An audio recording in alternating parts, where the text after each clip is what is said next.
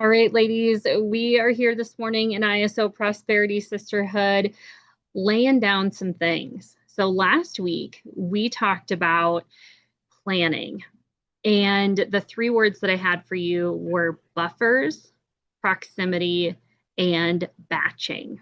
And so I'm going to touch on those again today. And our topic is openness for when things go well and when they don't go so well, right? Or as planned, as projected, right? Because things fall through and things fall off the rails, right?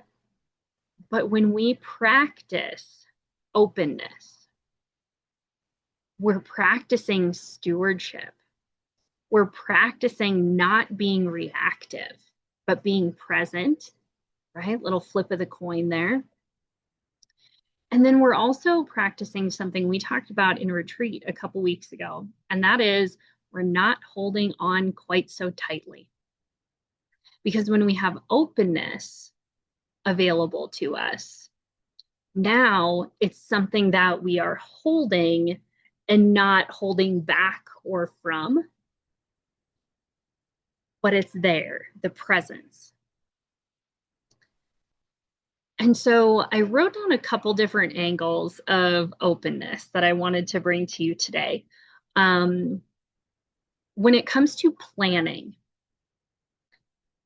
another form of creating openness is what we talked about last week in having made space for presence and fulfillment by doing and applying buffers and proximity and batching, because we are kind of squeezing some things together. What does that do with the extra space that those things took up, right? The time, the energy, the commute, the whatever. When we're kind of squishing things a little closer together, we've created openness in other areas. And so stewarding that well, using that not as a reactivator space, but as a holding space, as a as an openness of prayer and setting something before God, saying like, all right, I have this. What would you like me to do with it? Instead of gotta go, right? Like on to the next. When we're putting things a little closer together, again, those creating buffers, putting things closer together with proximity, batching, like putting everything on the same day kind of thing, or in the same time span, we're creating that openness. And in that space, we are called to stewardship. One, I don't know, pro tip or hack that I wrote down is using systems for your micromanaging. When you're squeezing things together, what are the systems that work for you? Maybe it's the digital calendar, okay, for that boom, boom, boom checklist of that time block that this is the quiet time checklist, or this is the before the kids wake up thing, or right, like having micromanaging small chunks, not the whole thing. And then also automations or scheduling. And so in our celebrations, we were celebrating having sent out a survey to a batch of clients, right? Well, let's not micromanage that up to the minute, right? When we can take the time and schedule something, create something and schedule it.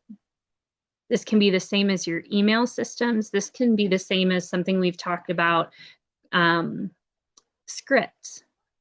Like having the brain space and the creativity to do the thing, keep it in a holding tank, and then schedule it, automate it, copy and paste it in either the heat of the moment, in crunch time, in whatever.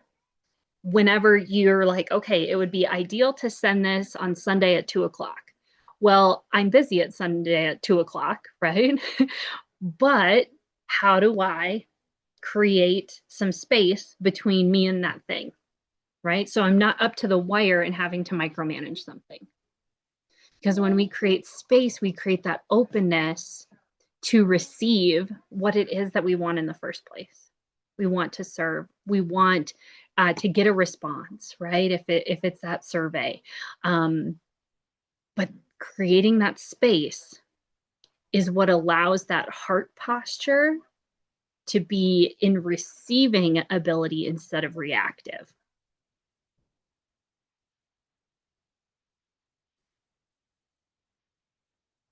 And so we can also, as we've made space for presence and for fulfillment, this is a result of those buffers, the proximity tools that we can use, and batching.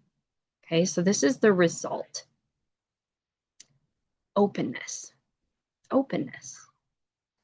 And what do we do with it? We have to steward it. We don't have to react to it.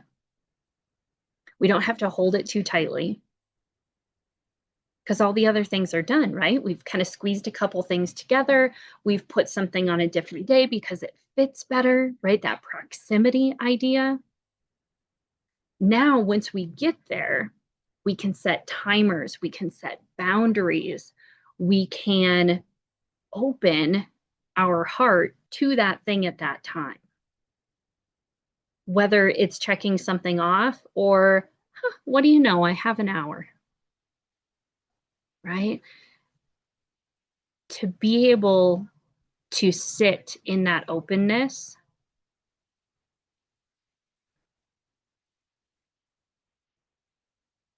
we have to create it in the first place.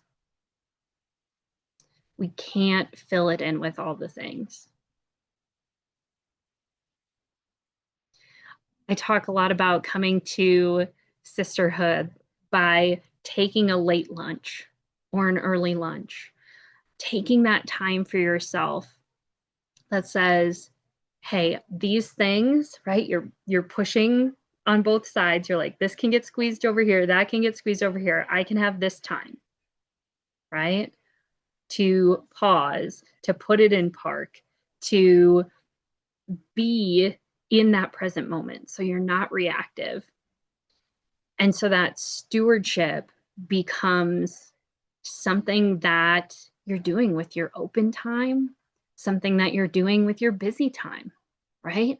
Because now you're when you have, I keep getting that visual of pushing some things to the side, right? We did a lot of squeezing at the beginning. And so like pushing those things to the side, each one has its own type of openness.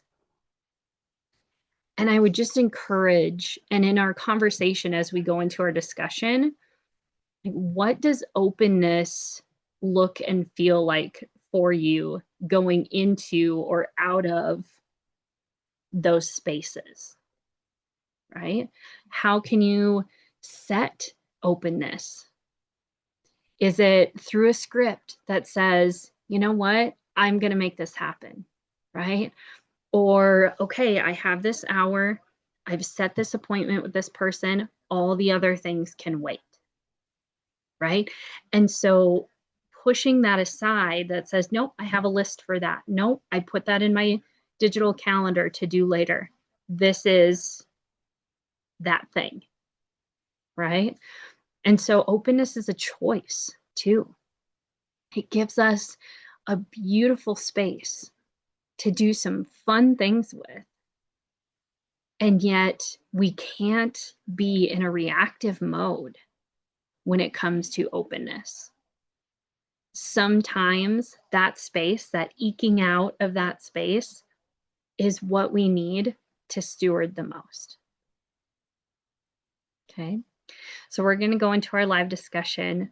We're going to talk about what that looks like, maybe even where some of those struggles might be of, you know what, when I get to this point, this is hard for me to get into being present or feeling fulfilled.